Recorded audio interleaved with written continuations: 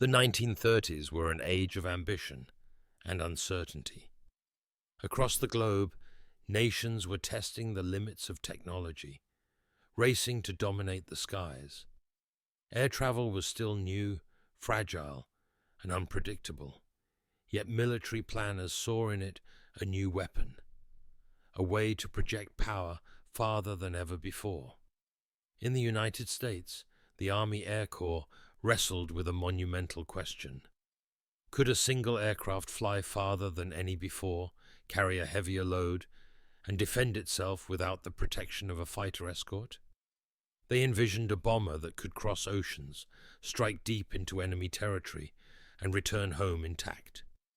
It would have to be faster than enemy fighters, stronger than anti-aircraft fire, nearly indestructible. A fortress in the sky. At Boeing's plant in Seattle, that dream began to take physical form. Inside the vast, drafty hangars, the smell of oil and raw aluminum was thick in the air. Engineers hunched over long tables, surrounded by sketches, slide rules, and coffee-stained blueprints. No computers, no automation. Every measurement, every calculation done by hand, relying on skill, experience, and intuition. Leading the project was Edward Curtis Wells, a quiet genius whose calm precision inspired those around him. Barely in his 30s, Wells had a reputation for solving problems others deemed impossible. He approached aircraft design like a sculptor, every curve, every angle deliberate, balancing aerodynamics with structural integrity. Under his guidance, the Model 299 slowly rose from raw metal, wire, and imagination. Resources were scarce.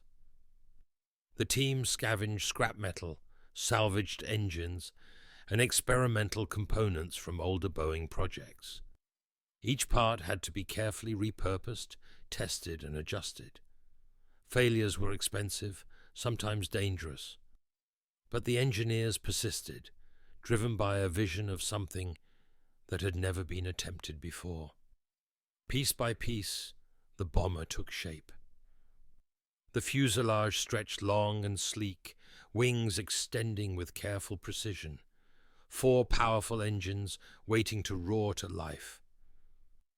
The team debated every detail, the placement of gun turrets, the thickness of armor plating, the balance between weight and durability. No decision was too small. Every choice could mean life or death for the men who would fly it. When the Model 299 finally rolled out onto the tarmac that summer of 1935, it did not resemble any plane the world had seen before. Its 4 engines gleamed in the sunlight, massive yet graceful. The fuselage reflected the sky, almost daring the world to challenge it. Army officials and reporters watched silently, sensing that this was more than a machine. It was a promise, a leap toward the future of aerial warfare. And then there were the guns. Rows of gleaming turrets lining the fuselage, each one a potential shield against enemy fighters. They seemed almost alive, a warning. This aircraft would not be taken lightly. A journalist, studying the massive frame, whispered words that would become legend. The Flying Fortress. It was a name that captured both awe and fear, a symbol of ingenuity, of risk, of a future yet to be written. And for Wells and his team, it was validation. Years of labor, nights of calculations, and hands blistered by tools had transformed scraps of metal into something extraordinary. If you're enjoying this journey through history, hit that like button. It helps more people discover these stories. Subscribe to join us in exploring World War II's untold moments. And I'd love to know, where in the world are you watching from? Drop your country or region in the comments below. The morning of September 28, 1935, arrived with crisp air and low clouds hanging over Boeing Field. A small crowd of engineers, army officials, and journalists gathered, their eyes fixed on the massive aircraft waiting patiently on the tarmac. The Model 299, the future flying fortress, gleamed in the dim sunlight, every rivet and panel a testament to months of labor, of sweat, of imagination. Captain Leslie Tower, a test pilot with nerves of steel, climbed into the cockpit. He ran through checklists with methodical precision, his gloved hands tracing switches, levers, and dials, ensuring that every engine, every control surface, every instrument was ready. Tower was aware of the stakes, not just for him, but for the entire team that had poured their lives into this machine. The engines roared to life, a deep, vibrating hum that shook the tarmac and set nearby papers fluttering. 4 massive propellers cut through the air, throwing up dust and the scent of oil and gasoline. Spectators held their breath as the aircraft began to taxi, its wheels rolling steadily, wings level, fuselage almost floating above the ground. Then, with a gentle lift, the bomber left the runway, climbing with a grace that belied its enormous size. The world watched in awe and disbelief as the Model 299 soared, its shadow stretching long over the field. For a few precious moments, it seemed unstoppable, untouchable, a triumph of human ingenuity. But perfection is fragile. As Tower attempted a banking maneuver, the tail lifted too sharply, the balance shifted, and suddenly the aircraft began to tip. A collective gasp rose from the crowd as the bomber crashed into the ground, its massive frame skidding across the tarmac, engines screaming, wings snapping under the force. Miraculously, Tower emerged mostly unscathed, shaken but alive. The Model 299, however, was a mangled testament to the dangers of innovation. Engineers rushed forward, surveying the wreckage, taking notes, calculating what had gone wrong. Every failure an opportunity to learn, every broken panel a lesson in resilience. Wells and his team studied the crash meticulously, noting weight distribution, control sensitivity, and structural weaknesses. They realized that mistakes were not signs of defeat, but a necessary part of creation, a brutal but vital education in what it would take to make this aircraft truly indestructible. And so, piece by piece, the flying fortress rose again, rebuilt stronger, wiser, and more resilient. The first crash had revealed a truth that would guide every future B-17. Perfection was never given, it was earned, through trial, error, and unrelenting determination. In that tangle of twisted metal and shattered ambition, the seeds of a legend were planted. A bomber that would carry men across oceans, through flak-filled skies and back to safety more often than anyone dared to hope. The B-17 was no longer just an idea. It was a promise, forged in fire and rebuilt with the precision of human ingenuity. By the winter of 1937, the first production B-17s had begun rolling off the assembly line. Engineers and mechanics worked side by side, tightening bolts, inspecting engines, and testing every control surface with meticulous care. But the skies would prove to be the ultimate test, far harsher than any factory floor. Soon the aircraft were deployed to bases along the coasts, where pilots began taking them on longer flights, testing endurance, range, and handling under pressure. Early reports were mixed. The bomber could carry heavy loads and fly long distances. But in the heat of maneuvering, cracks began appearing in wings, fuselage rivets loosened, and engines overheated under sustained stress. Field crews improvised. They added steel reinforcements to vulnerable sections, patched panels with layers of aluminum, and rerouted control cables to improve responsiveness. Every repair was a small act of ingenuity, each adjustment a step closer to the bomber's legendary durability. In one remote airfield, a B-17 had returned from a test flight with damage across its fuselage. Mechanics worked through the night, using whatever materials were at hand: spare panels, salvaged parts, even furniture-grade wood for temporary braces. By dawn, the aircraft was back on the runway, patched and ready for another flight. These field modifications, born out of necessity, became standard practice. Pilots learned to respect the machine's strengths, its ability to sustain damage and still fly, and to understand its weaknesses, adjusting flight tactics accordingly. The B-17 began earning a reputation. Stories circulated of bombers returning from missions with bullet holes peppering wings and fuselage, engines smoking, but landing safely with crews intact. It was not invincibility, but resilience, a product of thoughtful design, relentless testing, and the ingenuity of those who refused to let a broken plane ground them. Every failure became a lesson, every patch a badge of honor. The flying fortress was evolving in real time, shaped as much by human determination as by engineering brilliance. And so, from the tarmac to the skies, the B-17 proved that greatness was not just about innovation in the factory, but about the courage and skill of the men who kept it flying, no matter the odds. The legend of the nearly indestructible bomber had begun, forged in sweat, ingenuity, and the relentless pursuit of perfection. The first combat missions were a trial by fire. Pilots and crews climbed aboard, hearts pounding, knowing each sortie could be their last. The B-17, loaded with bombs and fuel, rumbled down the runway, lifting into the grey skies with a weighty grace. Enemy flak greeted them over occupied territory. Explosions erupted around the formation, sending shrapnel streaking past wings and fuselage.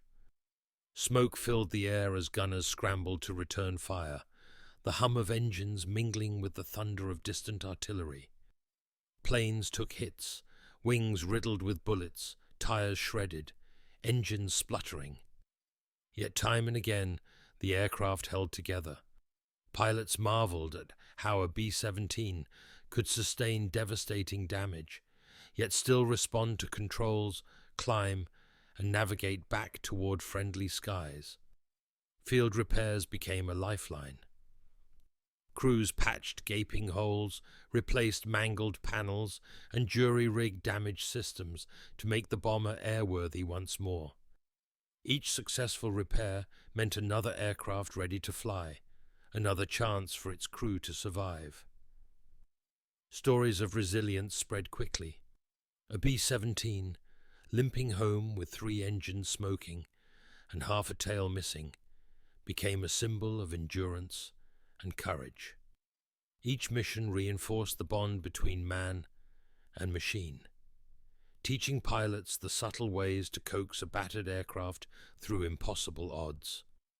The flying fortress was more than steel and rivets. It was a partner in survival. Every bullet hole, every patched panel, every engine restart in the face of disaster added to the aircraft's reputation as nearly indestructible. And so, with each mission flown, the B-17 earned its name, forging a legacy of courage, ingenuity, and the unbreakable spirit of those who dared to take to the skies. In makeshift hangars and open fields, engineers and mechanics worked tirelessly. Their tools were simple, but their ingenuity was anything but. Spare parts scavenged from damaged planes, scrap metal, and whatever could be found, became the lifeblood of repairs. Every day brought a new challenge. A wing torn apart by flak, a fuselage riddled with bullets, engines that refused to turn. Yet with patience, precision, and sheer determination, these men brought the B-17s back to life. Field modifications were often improvisational masterpieces. Reinforced armor plates, jury-rigged gun mounts, and custom patches to the hull turned a damaged bomber into a renewed fortress. Each adjustment reflected a deep understanding of the aircraft's design and its vulnerabilities. The work was grueling, often performed under the shadow of ongoing air raids. Mechanics and engineers moved with practiced efficiency, ignoring the whine of incoming enemy fighters and the distant rumble of explosions. Every repair completed meant another crew could take to the skies with hope instead of despair. These men, largely unsung, became the invisible lifeline of the air campaign. Their ingenuity transformed ordinary materials into solutions that saved lives and extended the reach of Allied air power. It was in these moments, huddled over metal and machinery, that the legend of the B-17's resilience was forged. Not just a flying machine, but a testament to human creativity, determination, and the unyielding spirit of those who refused to let their comrades fall. The sun rose over the airfield, casting long shadows across rows of B-17. Engines roared to life, filling the morning air with a mechanical symphony of power and anticipation. Pilots climbed into their cockpits, flight crews moving with practiced precision, checking instruments, adjusting controls, and offering last-minute words of encouragement. These were the first missions for the freshly repaired and modified bombers. Every reinforced wing, every patched fuselage, every improvised armor plate would soon face the unforgiving skies over enemy territory. The stakes were clear, survival was uncertain, and failure could cost not just the aircraft, but the lives of the men aboard. As the bombers taxied down the runway, the ground crews held their breath. Smoke and fire from the engines mingled with the morning mist, blurring the line between anticipation and dread.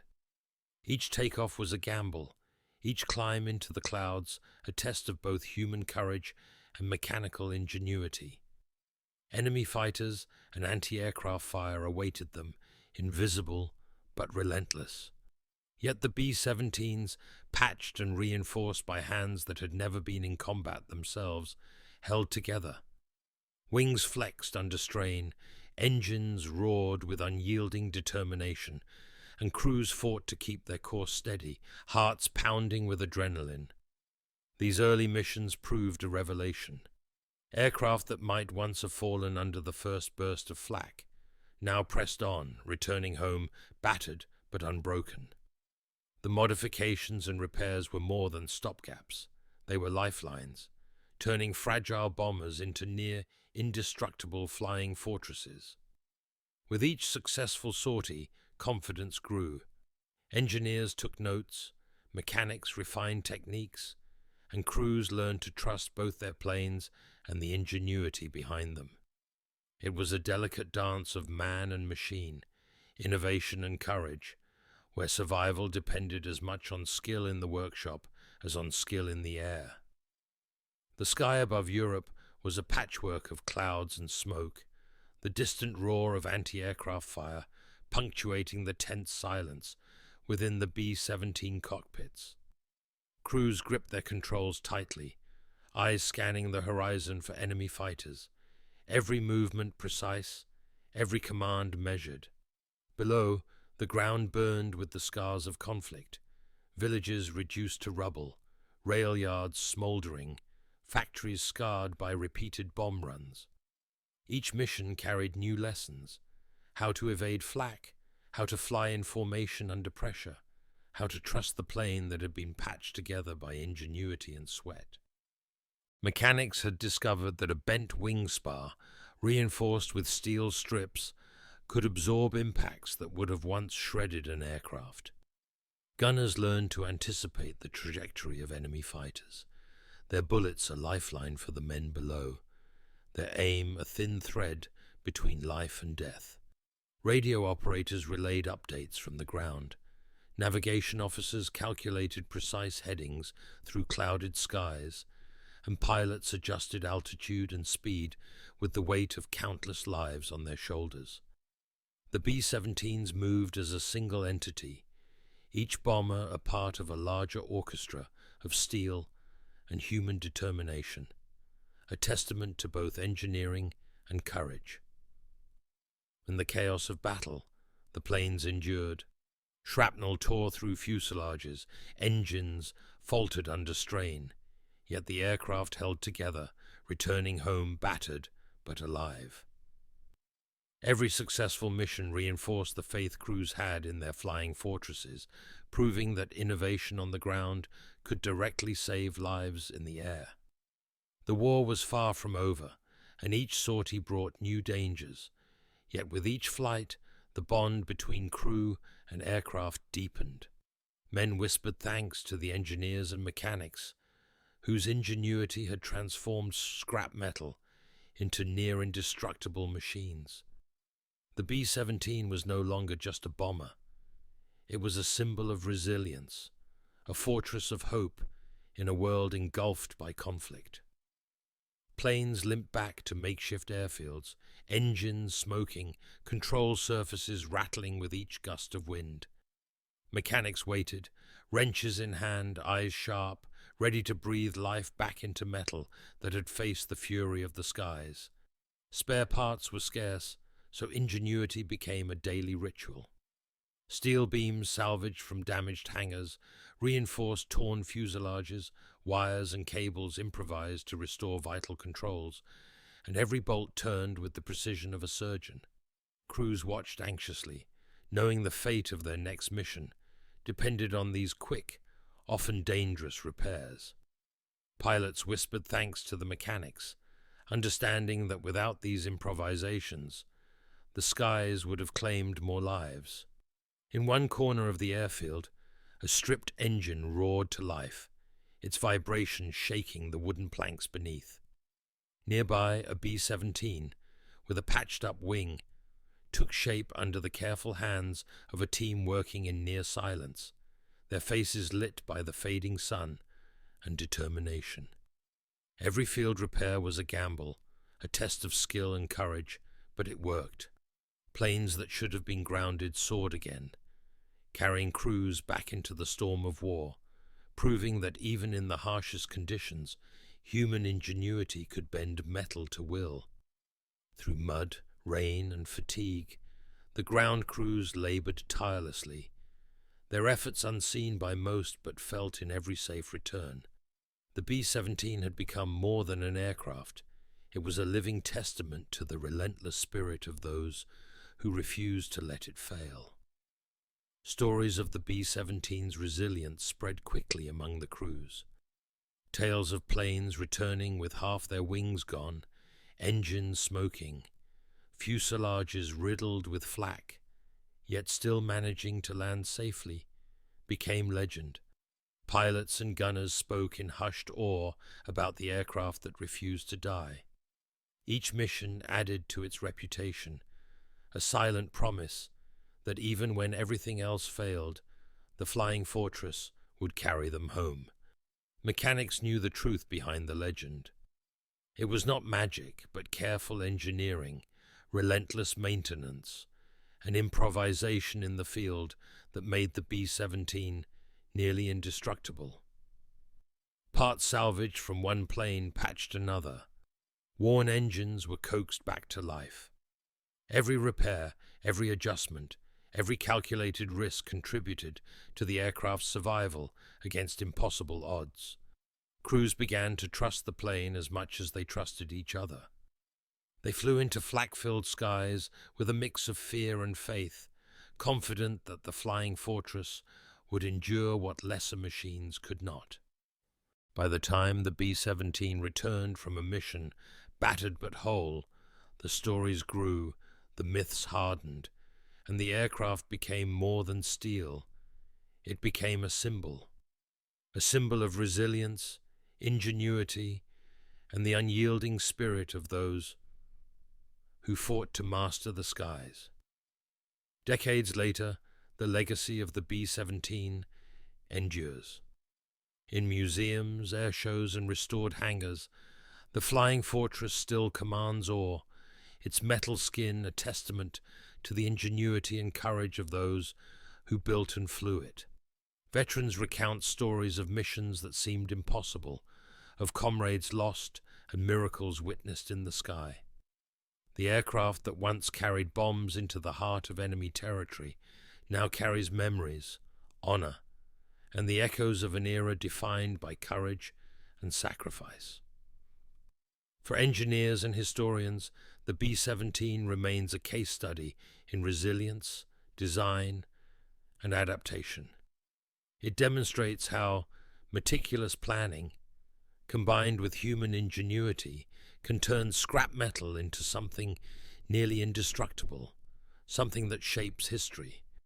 Across the world, young pilots and enthusiasts study its structure, marvel at its engineering, and dream of the skies it once ruled. The flying fortress continues to inspire, not just as a war machine, but as a symbol of what can be achieved when innovation meets determination. If you're enjoying this journey through history, hit that like button. It helps more people discover these stories. Subscribe to join us in exploring World War II's untold moments. And I'd love to know, where in the world are you watching from? Drop your country or region in the comments below.